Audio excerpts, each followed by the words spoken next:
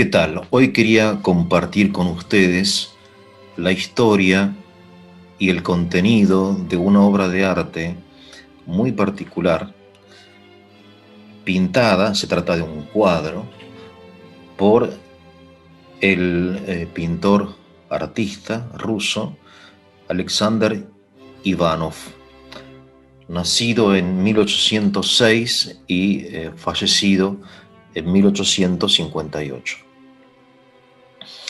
Voy a dividir esta charla en dos partes. La primera parte quiero consagrarla a la memoria de Alexander Ivanov, que es una persona desconocida y sin embargo muy valiosa y en cierto sentido paradigmática y actual. Y la segunda parte vamos a la obra en sí, titulada por Ivanov La aparición de Cristo al pueblo, o la manifestación de Cristo, o la revelación de Cristo al pueblo. Así que, bueno, si tienen un poquito de paciencia, creo que va a resultar interesante. En primer lugar, conocer a Ivanov, que es hijo de un pintor, de un artista, de la Academia de Artes de San Petersburgo.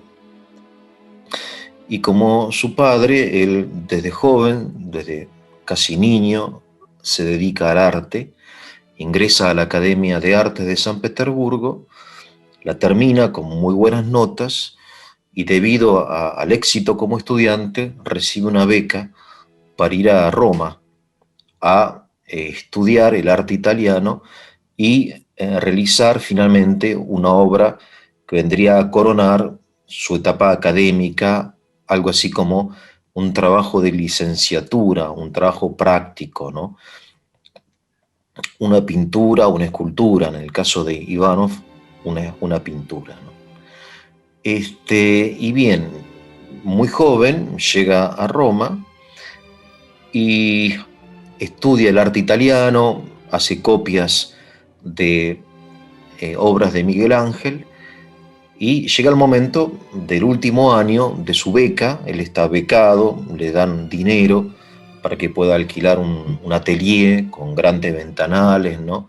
Donde él vive también, porque es un estudiante pobre, ¿no? Lo que recibe le alcanza apenas para pagar el alquiler y los lienzos, ¿no? El material, las pinturas, etcétera. De modo que es pobre, pero tiene algún dinero, ¿no?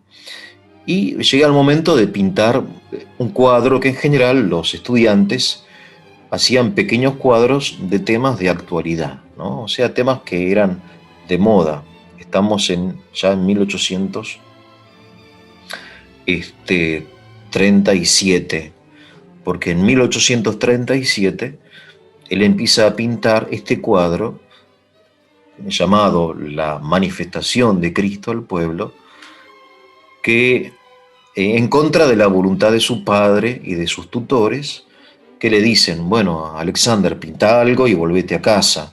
En fin, era algo habitual que los estudiantes extranjeros, en este caso rusos, fueran a Roma o a Florencia o a Siena, en fin, a los lugares donde el arte del Renacimiento ahí tuvo su origen, ¿no? Y las escuelas italianas, en fin, son muy importantes, ¿no? Y entonces le dice su padre que pinte algo, se vuelva a casa, pero ahí empieza el, digamos, la aventura, si quieren, ¿no? Lo que hace particular a Ivanov es que él dice que no, que él quiere hacer una obra que observándola la gente cambie de vida.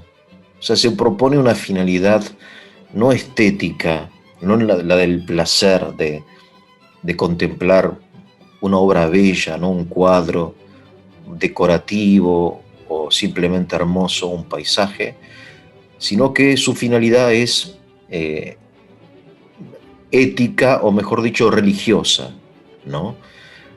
Por eso él decide pintar lo que para él fue el momento más importante de la humanidad, que es la aparición de Cristo al pueblo. Y esa es la primera dificultad que él tiene, ¿no? Con su padre y con sus tutores, que no aprueban, no quieren, pero al final, bueno, se resignan porque el estudiante tiene derecho a elegir. Pero después lo más curioso de Ivanov es que en lugar de hacer un cuadro de tamaño normal, ¿no? Digamos, no sé, 1 metro por 50 centímetros, en fin, el tamaño de un cuadro de un estudiante, decide encargar una tela de 7,5 metros de ancho por 5 de alto. Metros. ¿Se imaginan ustedes lo que es esa tela? No sé si se pueden pensar lo que es un cuadro de 7,5 metros por 5 de alto, ¿no? Es enorme, una cosa que no es para un estudiante, y en realidad hay pocos cuadros así. Hay frescos pintados directamente en la pared, ¿no? Sí, de ese tamaño, pero cuadros sobre tela son muy pocos los que uno ve en las galerías de arte, ¿no? Clásicas. Bueno, él insiste y encarga esa tela y empieza a pintar un cuadro que le va a llevar ni más ni menos que 20 años. O sea, una actividad que era para finalizar un curso, ¿no? Como en general en las facultades nuestras, al finalizar una carrera uno hace un trabajo práctico, pero bueno, no es el sentido de la vida. En cambio, Ivanov pone en este trabajo práctico un poco, se juega todo en ese trabajo que le lleva 20 años, del 37 al 57. Serán años de enorme dificultad. Por eso me parece que vale la pena recordarlo, ¿no? A este desconocido pintor, y bastante heroico en cierto sentido, ¿no? Bien, ¿por qué tan grande el cuadro? Porque Ivanov un poco prefigura lo que hoy es el 3D o el 4D, ¿no? O sea, gracias a la tecnología nosotros podemos, digamos, participar, sentirnos como envueltos en la escena que estamos observando, ¿no? En una película, no sé, en lo que sea, o en el mar, o en una montaña, ¿no? En cambio, en aquella época, estamos hablando de 1837, lo que pensaba Ivanov era que el observador, al estar a una distancia adecuada, de la tela estaría sobre el piso, ¿no? En la línea del zócalo, digamos, y entonces el observador se vería como envuelto en la escena, de modo que se vería como trasladado en el tiempo y en el espacio al río Jordán, donde Juan el Bautista estaba bautizando precisamente, y en forma inesperada, repentina, aparece en el horizonte, sobre una elevación, la figura de Cristo, ¿no? Pero lo interesante, lo que quería lograr Ivanov, era, digamos, involucrar al observador para que tome una postura personal ante el que se estaba en ese momento manifestando, ¿no? Cristo. Bien, esta tarea enorme que Ivanov asume como si la vocación artística fuera un sacerdocio, ¿no? Más que otra cosa, le trae enormes dificultades, ¿no? Que ahora les voy a puntualizar porque voy a ahorrar tiempo. El tema es largo, ¿no? Y muy interesante, pero entiendo que no hay que abusar de su paciencia, ¿no? De la paciencia de ustedes. Son 5 pruebas en la vida de Ivanov. La primera es la pobreza, porque él vive esos 20 años al margen, digamos, al filo, mejor dicho, de, de la miseria. Porque pasan 3, 4 años, la academia deja de financiarlo porque él no presentó el trabajo en tiempo y forma. Bueno, se queda en Roma, pero con sus propios medios, ¿no? Ivanov era una persona que era muy tímida, que no sabía, como dicen hoy, venderse, porque hay gente muy talentosa, muy meritoria y que no sabe venderse. Ivanov era una de esas, como hay gente que no tiene méritos y sabe venderse, ¿no? Conoce el marketing. Ivanov era tímido, era vergonzoso, y de carácter más bien introvertido, y entonces hace algunos trabajos, pero en fin, le da no sé qué pedir y por ahí consigue ayuda gracias a la intervención de un gran amigo de él, que fue el gran escritor Nicolás Gogol, que estaba en Roma, pero la pasó muy mal, ¿no? Gogol tiene un libro titulado Retratos, donde trae un retrato de Ivanov, ¿no? Que fue su amigo.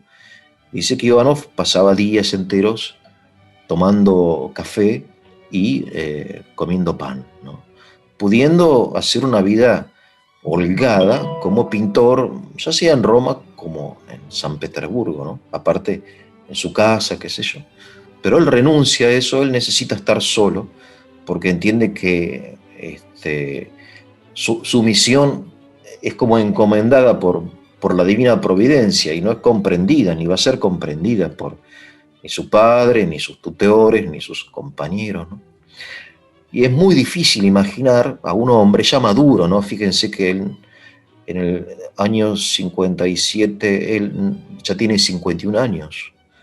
O sea, no es un niño, un joven, un bohemio que puede estar unos meses así, viviendo del arte, tocando el violín en un subte, ¿no? No, es un hombre hecho y derecho, 30, 40, 50 años, que no logra establecerse económicamente, no logra tener un salario, estabilidad económica. Él sueña con poder vender su obra al emperador, estaba como apalabrado, ¿no? Y de hecho recibe también unos dineros con ese fin, pero en definitiva no se la compran a la obra, ¿no?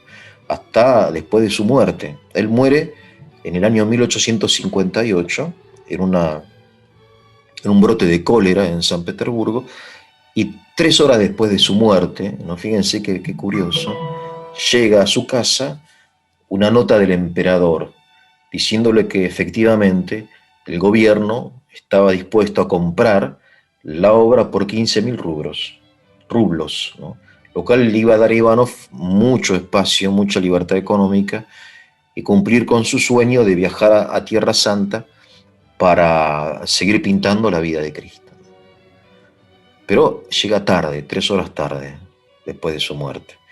Entonces él pasa estos 20 años en la pobreza. Es muy duro y tampoco logra crear una familia. Él se enamora, pero en fin, ¿qué mujer estaría dispuesta a compartir el destino de una persona que vive en un atelier rodeado de tarros de pintura, de pomos de pintura, de pinceles, telas enormes, que no tiene un salario, que no es práctico, ¿no? En fin. La segunda prueba de Ivanov es la soledad, porque él al principio forma parte de un grupo de estudiantes. En aquella época,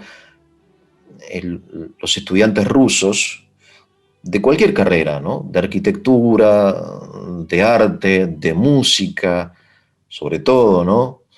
De ciencias, de filosofía, iban a estudiar a Occidente y en el caso de las bellas artes, sobre todo a Italia, ¿no? Que es la cuna del arte, del Renacimiento.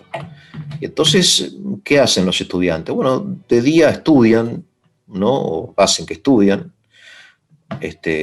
para justificar el estipendio, y de noche salen de farra, ¿no? A los rusos les encanta la farra, les encanta tomar grandes cantidades, ¿no? Vino, vodka, rodearse de afecto, de mujeres, ir a los burdeles, ¿no?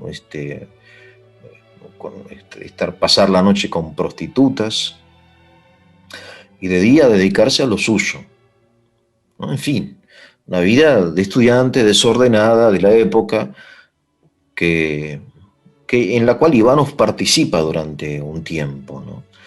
Pero pues él entiende que tiene que tomar una decisión, que de día no puede pintar un cuadro acerca de Cristo y de los santos, y de noche andar de farra, que no se condice, no hay coherencia, ¿no? Es un gran problema este que muchos artistas muy talentosos han sufrido, ¿no? Esta como contradicción. Y después de estos primeros años de juerga, de farra, de diversión, ¿no? Estudiantil, de la bohemia, sobre todo artistas, imagínense, en Roma, que es una ciudad muy alegre, ¿no? De mucha música, de mujeres muy hermosas, de fiestas, en fin. Ivanov decide cortar con todo eso y se queda solo, literalmente, no tiene compañeros, porque no hay nadie que comparta su ideal, ¿no? Hasta que finalmente él encuentra en Gogol un amigo, un hermano espiritual, ¿no? Pero pasará tiempo de soledad, mucha soledad, sin novia, sin esposa, sin amigos, lejos de casa. Pintando un cuadro, ya le digo que es interminable prácticamente, y dicho no lo terminó. La tercera prueba de Ivanov, quizá la más difícil, es la pérdida de la fe. Estamos ya en el año 1848. Ivanov pertenece a la élite, digamos, ilustrada, a la élite artística e intelectual rusa, que obviamente está, digamos, contaminada, entre comillas, con los ideales revolucionarios de la Revolución Francesa, con la Ilustración. La Ilustración es un proyecto europeo de construir, en una palabra, la vida sin Dios. Eso es la Ilustración. O sea, excluir a Dios de la vida del hombre. Y entonces, después de la derrota de Napoleón en Europa, hay un momento de restauración de las monarquías. Pero esta restauración que sucede entre el año 20, ¿no? 1820, el 48, es una restauración que no ha solucionado los problemas planteados por la revolución, que son fundamentalmente tres, que son, en primer lugar, el sistema político, ¿no? O sea, la gente quería repúblicas, no monarquías absolutas, o al menos monarquías, digamos, parlamentarias. Pero la restauración había sido lo contrario de la revolución, se restauraron las monarquías absolutistas, ¿no? O sea, donde la gente, la clase media, la burguesía, la clase media alta, ¿no? La alta burguesía, la clase obrera, no participaba de la vida pública, de las decisiones públicas, ¿no? El segundo problema, quizá más inquietante, era el nacionalismo, porque es la época de grandes imperios en Europa, el imperio ruso, el imperio austrohúngaro, el imperio británico, el imperio alemán, el imperio español, ¿no? Son grandes imperios. Y esos imperios tienen en su interior naciones enteras que ansían la independencia, caso nuestro, ¿no? De las naciones latinoamericanas. Pero bueno, casos más todavía más inquietantes, como el caso de Polonia, que en esa época era parte del Imperio Ruso, el emperador de Rusia era rey de Polonia, o las naciones de los países de los Balcanes, ¿no? Que pertenecían al Imperio Austrohúngaro, por ejemplo, ¿no? O sea, entonces hay una inquietud nacionalista, y por otro lado hay naciones que se consideran naciones, pero que no están unidas. El caso de Italia, ¿no? Italia está partida en reinados, está el Estado de la Iglesia, ¿no? Los Estados Vaticanos, así llamados, aquí y allá, y bueno, los italianos quieren la unidad, los alemanes quieren la unidad de los principados, ¿no? Siempre el tema de la nación. Y el tercer tema que explota en el 1848 es el proletariado, ¿no? La toma de conciencia, diría Marx, del proletariado como agente de la revolución. En ese año, en 1848, Marx y Engels escriben el famoso Manifiesto Comunista, ¿no? Que es como el catecismo del marxismo, donde se propone la destrucción del orden existente a favor de la dictadura del proletariado como un paso hacia el comunismo, ¿no? Bien, estos temas tan interesantes, que son también actuales, ¿no? Que no han sido resueltos del todo, son realmente temas que atraían la atención de la gente pensante.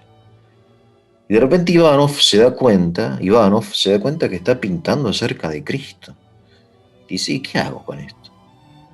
Porque los otros artistas pintan barricadas, ¿no? En las calles, o pintan pobres, ¿no? Para que la gente vea la pobreza en que vive el proletariado, ¿no? O pintan mujeres, ¿no? Porque obviamente la revolución, el feminismo, ¿no? Los derechos de la mujer, o pintan asambleas populares, todo lo relativo con los problemas recién mencionados, ¿no? Y nadie pinta a Cristo. Pero Ivanov, por influencia, en fin, de algunas personas, ¿no? Gersen, etc., revolucionarios rusos que viven en Occidente, que han emigrado de Rusia, le explican a Ivanov que, bueno, que está equivocado, que eso no importa nada a Cristo. ¿Qué Cristo? Lo que importa es la revolución, el cambio social, en fin, esto, ¿no? Y habrá sido una prueba muy, muy grande porque él, obviamente, es como una persona que consagra toda su vida a una ilusión. Al final de su vida se dan cuenta que el ideal al cual él entregó toda su energía, sus recursos, al cual sacrificó su felicidad, no existe. ¿No? Esto de la crisis de fe es algo bastante habitual, no es que hay que sorprenderse, hay que pasarla, ¿no? Y uno sale de esta crisis de fe fortalecido. Es lo que le pasó a Ivanov en gran parte gracias a la ayuda de Gogol, ¿no? Gogol es un hombre de su época, pero de una fe muy profunda, pero es una fe ilustrada. Él entiende que, como lo manifiesta en sus obras, ¿no? Que ustedes podrán leer, son extraordinarias, ¿no? Y aparte divertidas. Él entiende que en el fondo el hombre es un ser libre, espiritual, torturado, movido por fuerzas oscuras y luminosas, ¿no? Sí, la lucha del bien y del mal, etcétera, y que el progreso de la humanidad es posible, me refiero al progreso constructivo, ¿no? No a la deconstrucción o la destrucción, sino el progreso constructivo de la humanidad es posible solamente, será posible solamente si se mantienen algunas verdades eternas, inmóviles, ¿no? Así como en la rueda, ¿no? Cuando una rueda gira. La rueda gira gracias a que su centro es inmóvil, ¿no? Y sin esa inmovilidad no sería posible el movimiento de la rueda. Así el progreso, todo progreso, se realiza gracias a cierta inmovilidad, a lo eterno, ¿no? Y entonces Gogol le dice a Ivanov que él está llamado por la divina providencia a apostar, a manifestar, a difundir lo eterno. Por eso que siga con su obra, ¿no? Bueno, ahí aparece entonces esta amistad tan linda que lo salva a Ivanov de la tristeza, de la desilusión, de la incredulidad, ¿no? En la cual estaba sumergida la clase ilustrada de la época. Pero una prueba muy dura que tiene que pasar Ivanov, ¿no? Porque es una lucha interior, ¿no? Entre la fe y la incredulidad. La cuarta prueba importante para un pintor es que se va quedando ciego, va perdiendo la vista, ¿no? Así como Beethoven se queda sordo, ¿no? Si Ivanov va perdiendo la vista, no totalmente, pero imagínense que un pintor tiene que saber observar los detalles, ¿no? Tremendo, porque el principal instrumento del pintor es ese. Y la quinta, diría, es la incomprensión, porque el año 57, 58, 1858, finalmente, él lleva su pintura a San Petersburgo. La lleva armada, sí, ¿no? Es toda una epopeya el traslado del cuadro, porque no entra en ningún tren, en ninguna carreta, tienen que llevarla en parte por agua, no sé, por mar. Una historia, ¿no? Bueno, vino a los rusos bien grande. Llega a San Petersburgo con su cuadro y la recepción es fría porque los ánimos de la clase ilustrada, como dije, son revolucionarios, o sea, ha vencido la ilustración. Entonces, los pintores, los artistas, los críticos de arte no se sienten atraídos por temas de carácter religioso. Bueno, muy bien, qué sé yo, pero él esperaba, obviamente, algo más cálido, ¿no? Y aparte, la crítica, porque esos rostros, porque esto, lo otro, ustedes saben que el mundo del arte es un mundo bastante cruel, ¿no?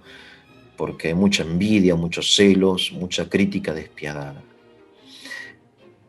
Y bueno, después de todas esas peripecias, Ivanov encuentra que su pintura no tiene un lugar, aparte no hay lugar, porque no hay una pared tan grande. Después van a tener que hacer en el futuro un pabellón especial para la pintura de Ivanov, que hoy es una de las pinturas más visitadas de toda Rusia, ¿no?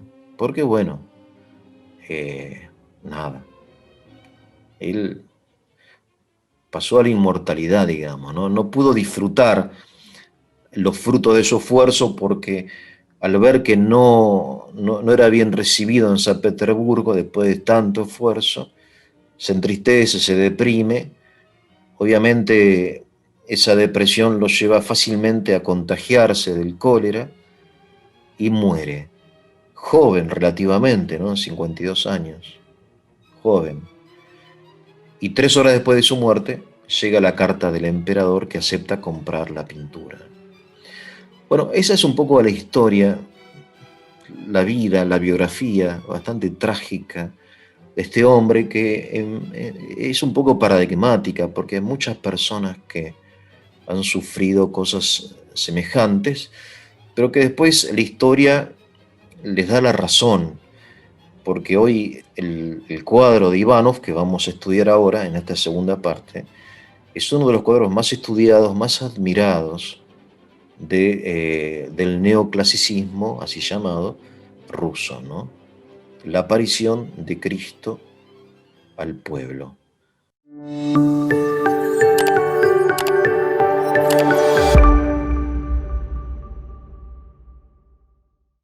En fin, entonces vamos a empezar, si les parece, con el cuadro.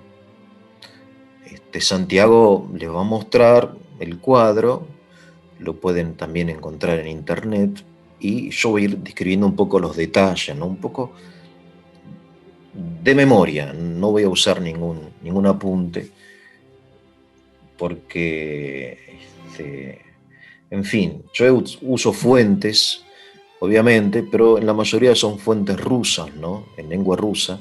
Hay muy poco en español sobre esto. Por eso, nada, vamos a verlo como si entrásemos así a la Galería Tetriakovskaya en Moscú y vemos un cuadro enorme, nos acercamos al cuadro y vemos en primer lugar a la imagen de Juan el Bautista. Juan el Bautista, ustedes saben, es el último profeta del Antiguo Testamento que tiene la misión de preparar precisamente la aparición de Cristo. Ivanov saca una foto en el momento en que Cristo se aparece. Por eso van a haber personas que lo están viendo, otras se están dando vuelta. Juan el Bautista es el primero en reconocerlo. Tiene en la mano izquierda una cruz y la mano derecha está señalando a Cristo. Está vestido tal cual lo relata el Evangelio, con piel de camello, ¿no? Es una asceta, un hombre austero, un hombre que vive en el desierto, porque él predica la penitencia. Él dice el bautismo de penitencia para el perdón de los pecados. Ese es el mensaje de Juan. El bautismo, que es un rito que se realiza con agua en el Jordán. Por eso estamos a la orilla del río Jordán, ¿no? Que viene a prefigurar el bautismo cristiano, que también es con agua. Pero Juan el Bautista, Juan, dice, bueno, yo los bautizo con agua, pero detrás de mí viene uno al cual no soy digno, dice, de desatarle las sandalias, etcétera, que los bautizará, y hay una expresión misteriosa, con el Espíritu Santo y con fuego. Espíritu Santo y fuego, ¿no? O sea, no es agua el bautismo, sino es algo distinto, el bautismo cristiano. Bueno, esta es la prédica de Juan y mucha gente viene al Jordán a pedir perdón, a bautizarse, esperando la llegada del Mesías que Juan anuncia, ¿no? Es inminente la llegada del Mesías, pero sin embargo será sorpresiva, inesperada, ¿no? ¿Quién es? ¿Dónde está? ¿Cómo se presentará? No lo sabemos. Es un misterio. Repentinamente aparece entonces en una piedra muy alta, que nos recuerda también al Gólgota, ¿no? La piedra donde fue crucificado Cristo, aparece Jesús. Jesús, que Ivanov saca en parte, según lo que él dice en sus cartas y los estudiosos, de una imagen de un ábside de una iglesia en Sicilia. Bien, esta es la imagen que Ivanov en parte utiliza como modelo para el rostro de Cristo. Esta es una imagen bizantina, es un ícono, ¿no? Es decir, tiene ese estilo extraordinario de los íconos orientales que manifiestan no solamente la humanidad de Cristo, lo cual está claro, ¿no? Porque es un hombre, sino también su divinidad, ¿no? Y está rodeada aquí en este caso de una frase que dice así, vamos a leerla: Factus homo factor hominis facti redemptor, iudico corporeus corpora, corda Deus, dice así. Entonces, dice, el creador del hombre, factor hominis, factus homo, se hizo hombre. Esta es la fe ortodoxa. Ivanov es ortodoxo, no es un cristiano progresista, sino es un cristiano ortodoxo. Entonces él cree en la divinidad de Cristo, que el creador del hombre se hizo hombre, ¿no? Facti redemptor, ¿no? El redentor del hombre creado. Dice, iudico corporeus corpora, en cuanto corpóreo, porque Cristo es corpóreo, es humano, juzgo los cuerpos, corda Deus, o sea, en cuanto Dios, juzgo los corazones, ¿no? Esa es la enseñanza ortodoxa que Ivanov obviamente sigue, porque él es un cristiano ortodoxo, ¿no? Vale decir, a ver si, vale decir que Cristo en la fe ortodoxa es verdadero Dios y verdadero hombre. En la pintura de Ivanov esto está representado, por un lado, en el rostro de Cristo, ¿no? Por otro lado, en el hecho de que está aislado, o sea, es distinto, es hombre, y después como hombre, él va a vivir entre los hombres, pero su aparición es como una aparición de algo celestial, de alguien celestial, que viene del cielo, ¿no? Después el hecho de que está sobre el horizonte es el lugar de unión entre el cielo y la tierra. Por eso el horizonte también es símbolo de Cristo.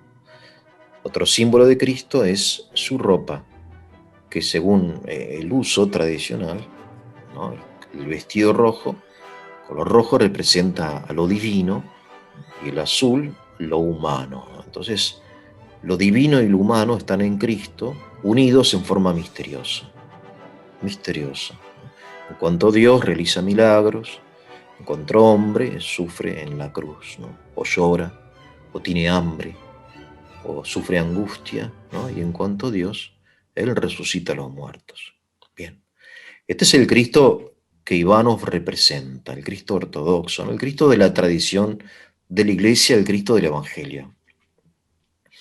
Pero a su vez es un Cristo que está Ivanov ahí profetizando la muerte de Cristo. Por eso van a ver en ambos lados de la pintura una cruz, que es la que tiene Juan el Bautista en su mano izquierda, y una lanza que un soldado tiene sobre su hombro, ¿no?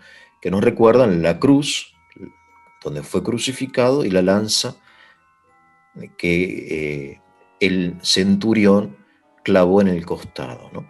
O sea, es habitual en el arte, en una imagen concreta, sugerir hechos posteriores o anteriores, ¿no? De hecho, si ustedes se fijan, detrás de los apóstoles, como perdido, ¿no? Hay grupos humanos que están llorando, están como haciendo penitencia, hombres, mujeres, ¿no? Que se ven poco. Eso pertenece a otra historia, la historia del Gólgota, de la muerte, ¿no? O sea, detrás de la, del primer plano está el futuro, es decir, la muerte, el atardecer, ¿no? Ivanov aquí representa, digamos, el amanecer de la vida pública de Cristo, su aparición, y sugiere también el atardecer. Lo mismo sucede con Juan el Bautista. Si ustedes se fijan, Juan el Bautista de tal modo está pintado que su cabeza parece como apartada del cuerpo, ¿no? Uno puede imaginarse debajo de la cabeza de Juan el Bautista un plato donde después su cabeza efectivamente será colocada después de haber sido decapitado, como nos cuenta el Evangelio, ¿no? Juan el Bautista murió en forma violenta, fue decapitado. Bueno, la historia ustedes la conocerán. Bien, entonces Juan, Cristo, y bueno, vamos a algunos grupos, ¿no? Humanos, brevemente. Del lado detrás de Juan el Bautista, a la izquierda, mirándolo de frente, hay un grupo llamado el grupo de los apóstoles. Hay 4 personajes, que son Juan, que es el apóstol que está, el más joven, que está con una mano tendida hacia atrás, como en un movimiento, manifestando el deseo de ir hacia Cristo, con el pelo rizado. Después, detrás de Juan, está Andrés. Entre Andrés y Juan hay otro apóstol que a uno lo identifican con Pedro, y detrás de Andrés está Natanael. Estos 4 apóstoles representan 4 actitudes, porque Ivanov tenía casi la obsesión de que su pintura fuera universal. Literalmente, él dice, tiene que ser universal, para todos, para todo el pueblo, donde todo esté ahí, ¿no? Que esté todo ahí. Y entonces, estos 4 apóstoles representan, Juan representa el amor, el entusiasmo, ¿no? La entrega incondicional, la pureza, o sea, el amor, ¿no? Juan siempre representó el amor.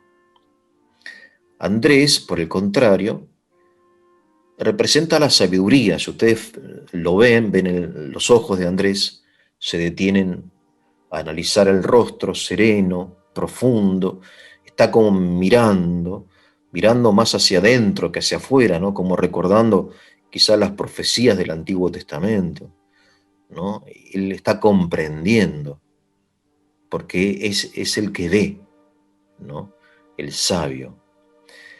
Pedro, en cambio, que está entre ellos, es un rostro complejo, que uno dice, ¿y esto?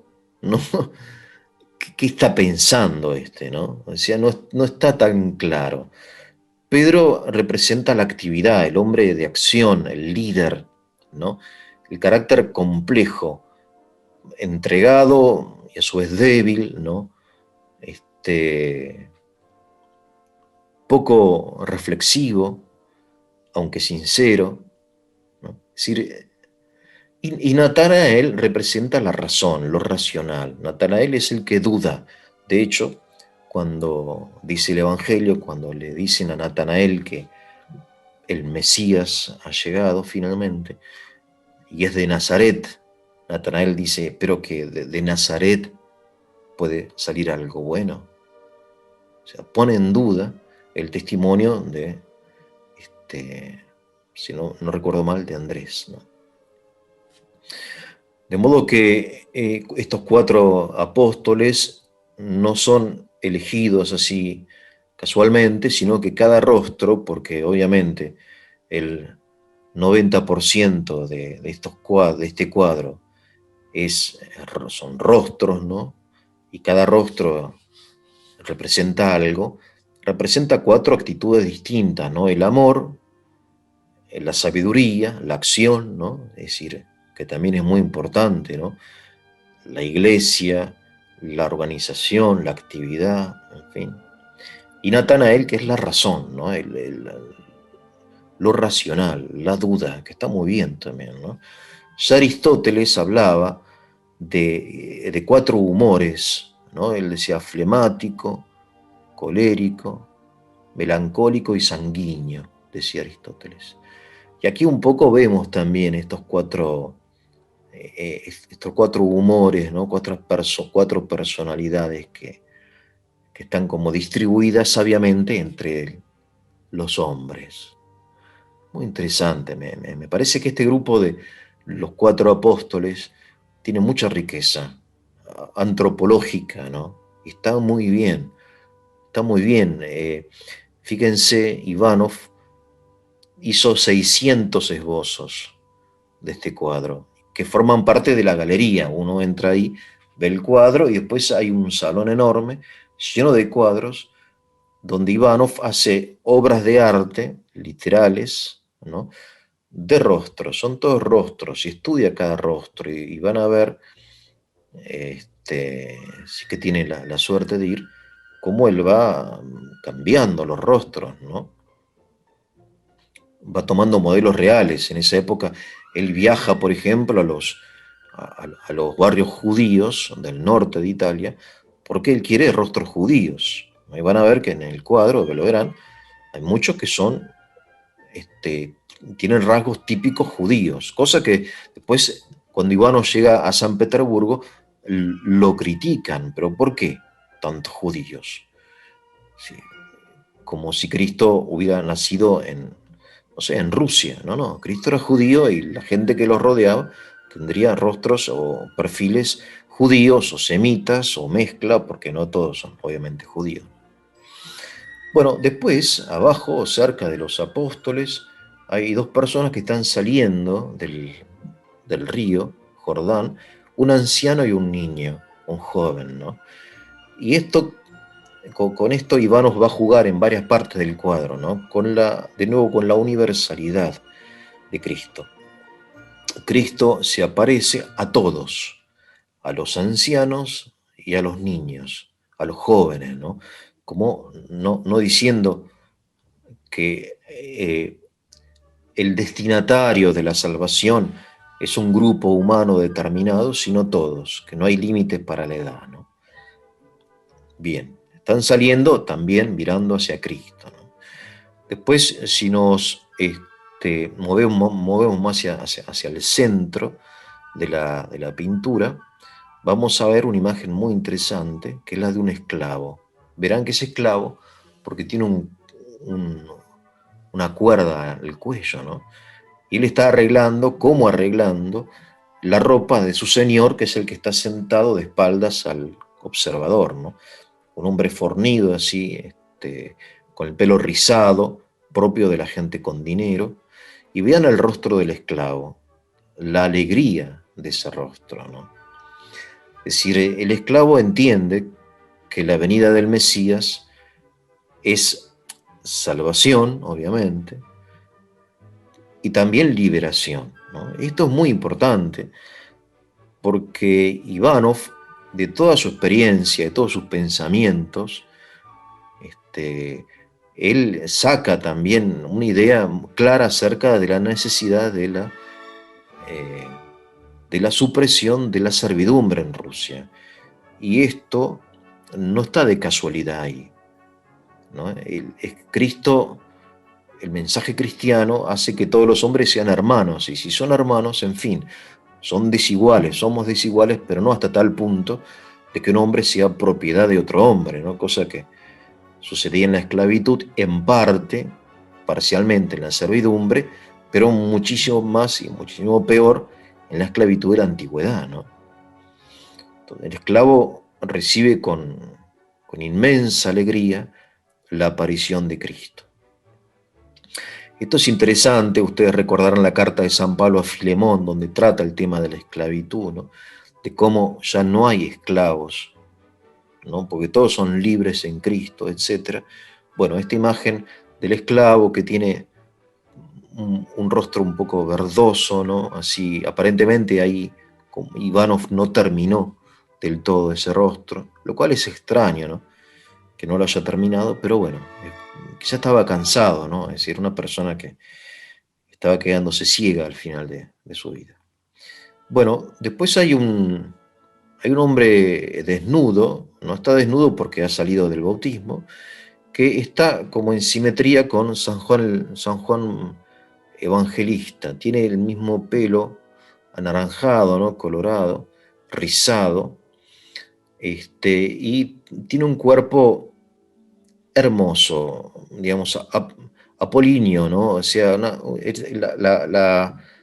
digamos, la armonía propia que el paganismo tenía como ideal de perfección, ¿no? De la belleza masculina, que lo vemos en tantos lugares, en David de Miguel Ángel, etc. Según un crítico, a mí me parece que es interesante lo que él dice y es coherente con todo lo que estamos viendo, es que este joven desnudo, hermoso, físicamente proporcionado, representa al paganismo. Por eso está en simetría con Juan el Evangelista. Así como Juan representa lo mejor de Israel, lo mejor del Antiguo Testamento, este joven representa lo mejor de las culturas precristianas y no judías, ¿no? Así como Simone Weil, gran filósofa del siglo XX, ¿no?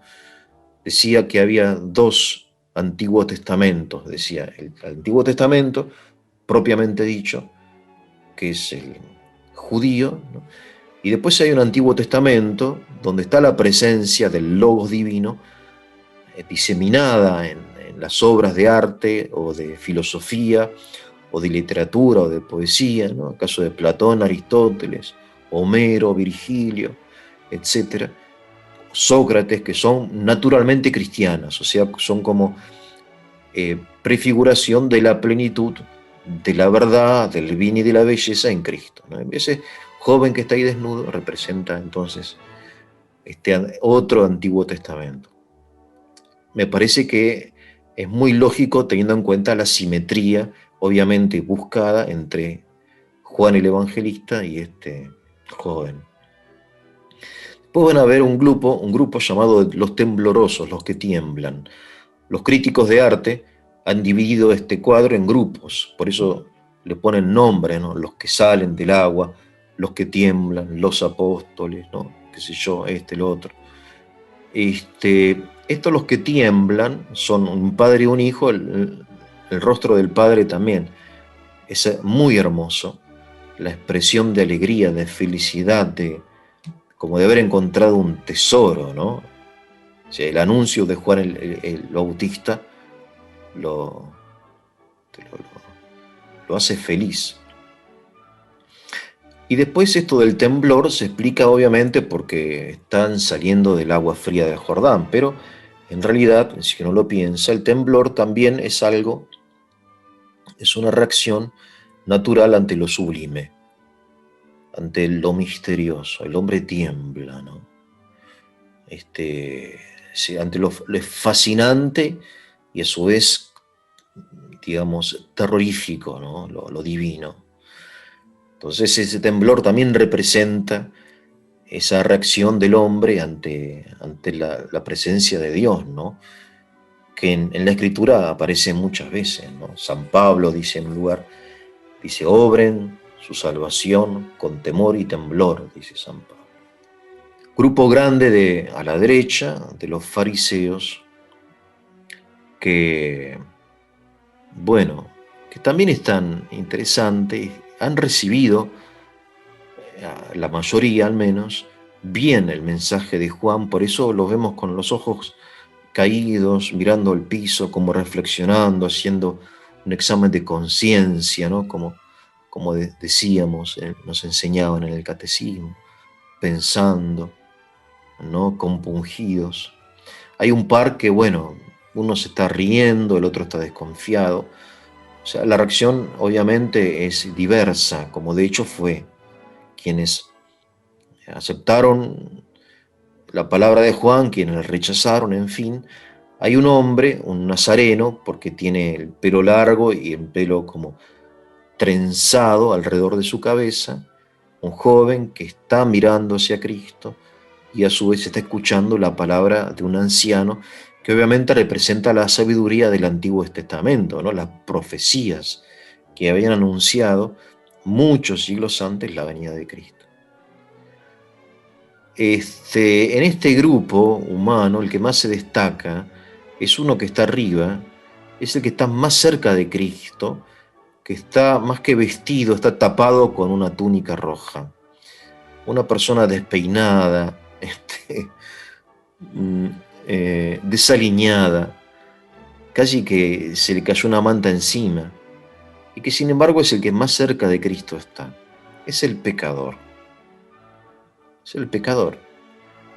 Jesús dice muchas veces, ¿no?, que Él vino a salvar a las ovejas perdidas, ¿no? Que la oveja perdida, buscar el buen pastor, ¿no? Todas esas imágenes que utiliza nuestro Señor, que son los enfermos los que necesitan al médico, no los sanos, ¿no? Entonces, el que más cerca está de Cristo es el pecador, como de hecho en la realidad sucedió que el que entró al cielo después de Cristo fue un buen ladrón, ¿no? El ladrón. Bueno, le decimos, pero nada bueno, era un ladrón. O sea, no era bueno porque fue ladrón, sino porque se arrepintió, ¿no? O sea, la imagen del pecador está como privilegiada en este cuadro de Ivanov. Y lo más interesante es que el rostro del pecador es Gogol, ¿no? Nicolás Gogol. O sea, Ivanov, para agradecerle a Gogol su apoyo espiritual, la ayuda, y material también, porque Gogol le consigue financiación durante una época a Ivanov, lo retrata, lo inmortaliza, digamos, a su amigo, en la imagen del pecador. Si ustedes buscan, quizás Santiago pueda hacerlo. Retratos de Gogol, van a ver el parecido que hay entre este personaje y el Gogol auténtico, ¿no? Y bueno, hay otros personajes, están los soldados también. Ivanov también en gratitud al heredero del trono, Alejandro III, ¿no? Porque Alejandro II, después de liberar en el año 1860 a los siervos, es asesinado por terroristas, ¿no? De una organización secreta llamada la Voluntad Popular, que lo asesina al zar, al rey liberador, reformador, que fue realmente un rey progresista en el mejor sentido de la palabra. Sin embargo, paga sus servicios con su muerte, ¿no? Y el heredero del trono, Alejandro III, en un momento que está en Roma, le ayuda con un poco financieramente a Ivanov, y él lo retrata en uno de los soldados, ¿no? Y también se retrata a sí mismo debajo de la mano izquierda, creo, de Juan el Bautista, hay un tipo con un sombrero. Bueno, ese es Ivanov. Es un autorretrato. Después hay un joven con un anciano, en fin, hay muchos detalles que podríamos estar largo tiempo observando esta obra de arte, ¿no? En definitiva, Ivanov no perdió el tiempo, esos 20 años que de repente a él le parecieron que fueron en esa crisis de fe, tiempo perdido, ¿no? Porque no se dedicó a difundir ideas revolucionarias de cambios de la estructura social, ¿no? Sino que se dedicó a predicar el Evangelio mediante la pintura. De hecho, logra su efecto, porque cuando uno está ante de ese cuadro enorme, se plantea estos temas que estamos planteando ahora, ¿no? Bueno, un poco es eso, hay un montón de cosas más, pero me parece a mí que esto es lo principal de este cuadro, que es la aparición de Cristo al pueblo, es el momento de la epifanía, de la manifestación de Dios. Es un cuadro de características universales, porque Ivanov está siempre buscando que todos los hombres, independientemente de la edad, de la condición social, del estado de ánimo, de que si es pecador o justo, qué sé yo, se sientan identificados con la aparición de Cristo, ¿no? Y, y bueno, y recordar a este hombre que desconocido, como tantos grandes artistas, ¿no? Pero que después, tarde o temprano, sus obras quedan inmortalizadas, ¿no? Y su nombre también. Bueno, espero que les haya sido de interés y que tengan un muy buen día.